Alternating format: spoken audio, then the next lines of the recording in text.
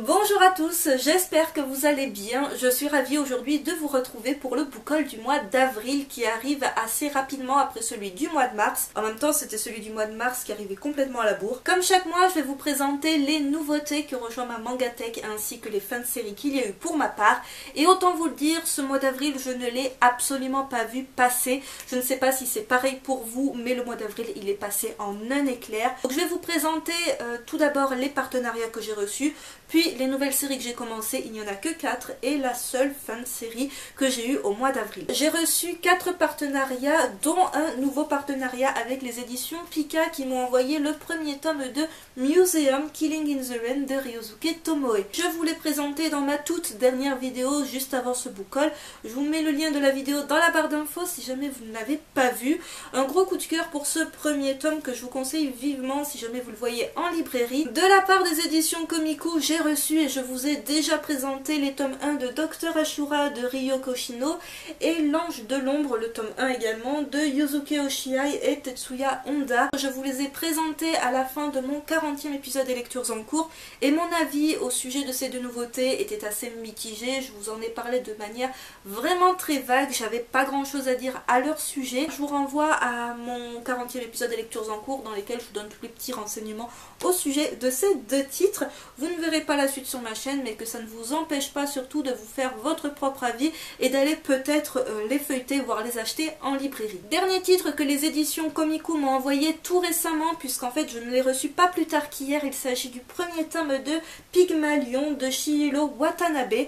Donc ça c'est un seinen de genre suspense horreur qui compte 2 tomes toujours en cours. Ce premier tome est à paraître le 11 mai, donc la semaine où vous voyez cette vidéo. Je tourne cette vidéo, on est le dimanche 7 mai. Je ne sais absolument pas si je mets cette vidéo en ligne ce soir ou demain. Mais bref, sachez que ce premier tome sortira le 11 mai et le second tome est annoncé quant à lui le 6 juillet. J'aurais pu théoriquement vous en parler dans le book haul du mois de mai, lui consacrer toute une vidéo ou encore le mettre à la fin d'un épisode des lectures en cours, mais je ne pouvais pas attendre de vous tourner une autre vidéo que celle-ci puisque c'était la vidéo que j'avais prévu de tourner aujourd'hui. Ça fait partie des 2 nouveautés du mois de mai des éditions Komiku, donc il y a ce titre là et Mushroom qui sort je crois fin mai, qui est de l'auteur, si je ne dis pas de bêtises, si je ne confonds pas, de 6000 et de Les Oubliés. Pygmalion, ça prend place au Japon, donc je crois que c'est à Tokyo mais c'est plus globalement au Japon. Le jour, la journée nationale des mascottes locales, donc c'est un petit peu du genre, vous savez, la parade à Disney. À Disney, c'est des personnages de Disney, mais là c'est des mascottes qui représentent un petit peu différentes villes. Je ne sais pas si on verra, ce sera un petit peu plus parlant. Et en fait, il y a donc du coup des fêtes qui sont organisées un petit peu partout au Japon autour de ces mascottes qui paradent.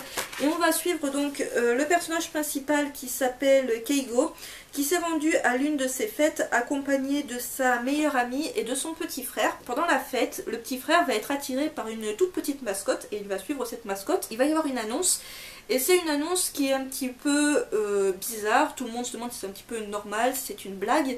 Et à partir de là, toutes les mascottes, toutes gentilles des parcs d'attractions et compagnie, vont se transformer en une espèce de monstres sanguinaires qui vont massacrer à tout va femmes, adultes, enfants, tout ce que vous voulez qui est à leur portée. Le groupe se scinde un petit peu en 2, c'est-à-dire qu'on a la jeune fille qui va partir avec un policier se mettre à l'abri, puisqu'en fait le flic au début ils vont penser qu'il s'agit d'un yakuza et en fait c'est un flic. C'est le personnage que vous voyez ici.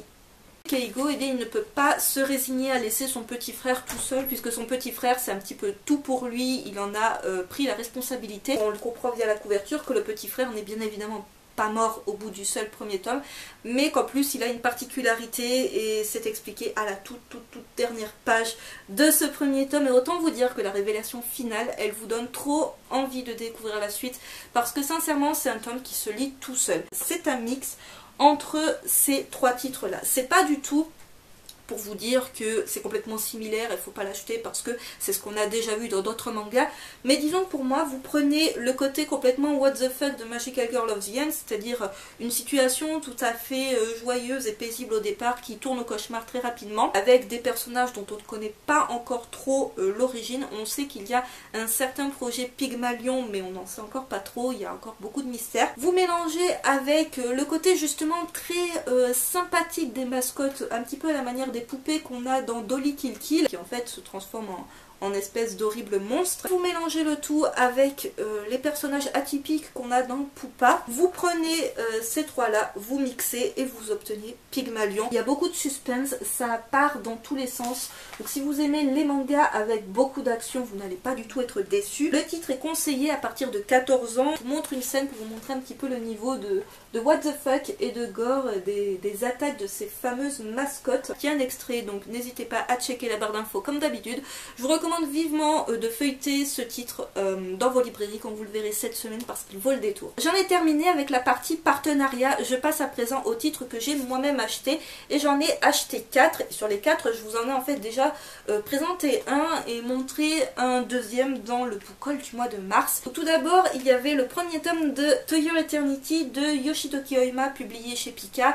Donc celui-ci, je ne vais pas revenir dessus, je lui ai consacré toute une vidéo dans laquelle je vous disais qu'il s'agit pour l'instant de mon plus gros coup de cœur de cette année 2017 et c'est quelque chose qui pour l'instant n'a toujours pas changé à l'heure où je tourne cette vidéo, même si les titres que je vais vous présenter juste après sont d'excellentes lectures qui risquent également de finir dans mon top de fin d'année. C'est une série que je vous recommande vraiment de découvrir. Il y a toute une hype autour de To Your Eternity, mais c'est très largement mérité. Ce titre-là, je vous l'avais très brièvement montré dans le book haul du mois de mars, mais je ne l'avais pas encore lu, du coup je n'avais pas pu vous donner mon avis à son sujet. Il s'agit du premier tome de Man in the Window, un scénario de Masatoki et un dessin de Anagelo publié chez Kiyun dans leur collection Seinen. Il s'agit d'un seinen de genre suspense fantastique qui est terminé en 3 petits tomes et le second tome sortira le 24 août. C'est une série qui est un petit peu rapprochée d'une autre série de chez Kiyun. Il s'agit bien évidemment de Erased que je vous ai déjà présenté sur ma chaîne, dans laquelle également il y a des voyages dans le temps et c'est ce qui est le sujet principal de ce manga. On va suivre le personnage de Shuei qui a 17 ans et qui va recevoir un jour un petit mot de la fille qu'il aime qui l'invite à la retrouver dans une rue un petit peu sordide, complètement isolée, dans un cul-de-sac. Lui bien évidemment il va s'y rendre, il est un peu sceptique mais bon vu qu'il est éperdument amoureux d'elle, il va naïvement y aller. Il ne va évidemment pas tomber sur la jeune fille, ça serait trop beau, mais il va tomber sur un appartement. Il y a une grande fenêtre et derrière cette fenêtre il va voir cet homme et cet homme en fait eh bien c'est lui dans le futur. C'est lui âgé de 20 ans, donc de 3 ans dans le futur. Il a beaucoup de mal à croire à cette fameuse fenêtre qui serait un lien entre son présent et son futur. Au fil du tome, le personnage qui est assez bizarre, qui se trouve derrière cette fenêtre, va lui prouver par A plus B, je ne sais plus combien de fois, que c'est bien lui 3 ans dans le futur. Et c'est lui, mais dans une version complètement ratée. C'est-à-dire que Shuei, il n'est pas spécialement hyper bon en cours, tout ça, mais il a de bons espoirs d'intégrer une bonne fac et compagnie. Et ce personnage-là, donc lui dans 3 ans, c'est un personnage qui a complètement loupé sa vie, c'est un gros loser, qui vit dans un appartement sordide, complètement délabré. Il a une cicatrice sur le visage qui s'est fait vraiment de manière très stupide. Et bref, il n'a pas du tout envie de ressembler à ce personnage-là, il ne peut pas croire que ça soit lui dans seulement 3 ans. Cette fenêtre sur le futur, finalement, ça va proposer quelques possibilités pour améliorer justement le futur de Shuei, et celui du futur l'a bien compris. Les informations qu'il possède dans le futur, s'il pouvait les transmettre à celui qu'il était 3 ans auparavant, il espère ainsi changer sa propre vie, par exemple en lui donnant la réponse à certains examens, en lui donnant les numéros du loto, bref, ce genre de petites tricheries qui pourraient lui permettre de réussir sa vie et de ne pas être dans cet état-là à seulement 20 ans. Modifier son présent, passé. Je suis désolée si ça craque au niveau de la porte, mais il y a un Mistral de dingue dehors. Du coup, il y a un peu les fenêtres et les portes qui claquent. Bref, modifier son passé pour tout simplement améliorer son futur, ce n'est pas sans conséquence. Et à la toute fin de ce premier tome, celui du futur va faire une révélation à celui du passé qui est vraiment très horrible. Et en gros, on a juste envie de savoir qu'est-ce qui s'est passé, mais ça on le saura dans le tome 2. Il y a un extrait là encore disponible en ligne, je vous le mettrai dans la barre d'infos. Comme d'habitude, n'hésitez pas à checker les barres d'infos des book hauls que je remplis toujours de vidéos, de liens. J'ai vraiment adoré ce premier tome de Man in the Window. J'étais sceptique parce qu'il y a eu beaucoup, là encore, de hype autour de ce manga. Il y a eu beaucoup de pubs faites de la part des éditions Kiyun. Les tomes sont vendus au prix de 7,90 €, et côté édition c'est Kiyun, donc c'est du tout bon. Et je pense que ce titre-là finira là encore dans mon top de fin d'année. Je passe à présent à une sortie du mois d'avril que j'attendais de pied ferme et qui s'est avéré être un véritable coup de cœur comme je m'y attendais. C'est le premier tome de Ghost and Lady de Katsuhiro Fujita, publié chez Kiyun, collection Seinen, plus précisément collection Black Museum. Il s'agit d'un seinen de genre suspense fantastique et qui est terminé en 2 tomes et nous n'avons pas la date pour la sortie du tome 2. Je sais pas pourquoi, j'avais noté que Ghost and Lady, c'était comme Springald, c'était un one-shot. Donc Springald que je vous ai présenté il y a quelques mois de cela sur ma chaîne, je vous l'ai présenté le mois de sa sortie en 2016. J'essaierai de retrouver dans quel book haul c'était, je vous mets le lien dans la barre d'infos. Je l'avais mis de toute manière dans mon top de fin d'année 2016 parce que ce mangaka est tellement exceptionnel, on en entend tellement peu parler en France que dès qu'une maison d'édition sort un truc de lui, je suis obligée de l'acheter, de vous en parler.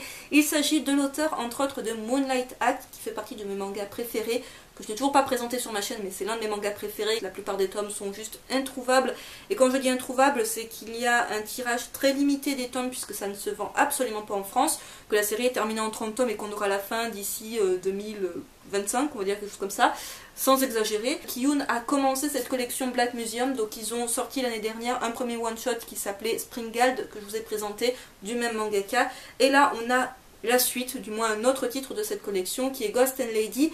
Alors c'est dans la même collection et vous vous demandez peut-être est-ce que vous pouvez lire Ghost and Lady si vous n'avez pas lu Springald. Oui, vous pouvez puisqu'en fait chaque petite série dans cette collection est complètement indépendante. Le seul point commun c'est leur point de départ, c'est-à-dire qu'en fait à chaque fois ça commence dans le Black Museum qui est un musée qui se trouve, qui est pas très loin de Scotland Yard, dans lequel sont conservées des pièces à conviction de scènes de crime un petit peu étranges. Un personnage se rend dans ce musée, il rencontre la conservatrice, lui dit qu'il veut voir tel objet. Dans Ghost and Lady, l'objet qu'il veut voir c'est en fait une espèce de sculpture qui est formée avec 2 balles qui se sont entrechoquées, ce qui est assez rare, 2 balles qui s'entrechoquent. Il va raconter l'histoire de comment ces 2 balles se sont entrechoquées. Cette porte qui craque vraiment commence à me stresser. Ça nous plonge dans le récit du fantôme gris et de la fameuse Lady qui va lui demander de l'assassiner. Il y a beaucoup de citations de Shakespeare puisqu'en fait le personnage du fantôme gris est un passionné des œuvres des pièces de théâtre de Shakespeare. J'ai vraiment adoré ce premier tome. On y retrouve toute la particularité, toute l'étrangeté qu'arrive à insérer à chaque fois cet auteur dans ses œuvres et ça en fait vraiment des mangas vraiment uniques, très particuliers puisqu'au niveau du dessin, soit on apprécie, soit on passe complètement à côté, mais personnellement j'adore. On a quelques pages couleurs au début du tome, je ne sais pas si on verra quelque chose, mais les pages couleurs sont vraiment très très sympas. On n'est pas du tout sur quelque chose d'horrifique.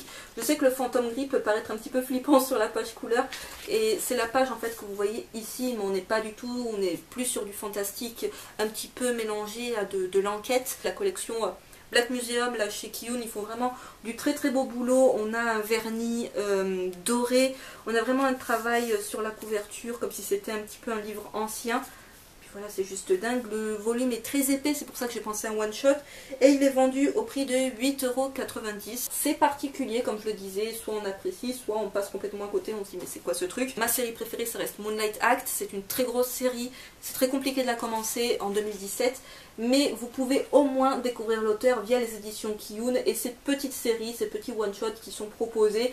Voilà, pour celles et ceux qui n'ont pas trop de budget en plus, ça tombe plutôt bien.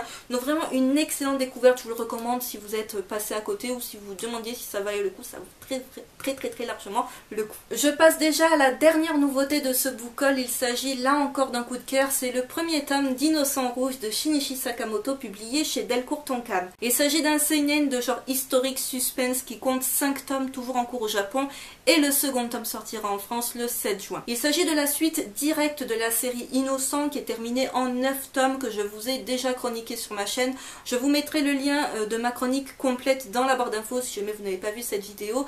Et bien évidemment vous devez lire la saison 1 avant de commencer Innocent Rouge puisque c'est sa suite directe suite aux événements tragiques de la fin du 9e tome de la saison 1. Et on aura été bien patient pour avoir cette suite. J'ai l'impression que ça fait une éternité que la première saison d'Innocence s'est terminée, alors que finalement elle s'est juste terminée fin 2016. Il me semble que c'est terminé vers octobre ou novembre 2016, quelque chose comme ça. Alors avant de vous parler du contenu de ce premier tome d'Innocent Rouge, je vais faire une rapide parenthèse concernant l'horrible couverture dont nous bénéficions pour la version française.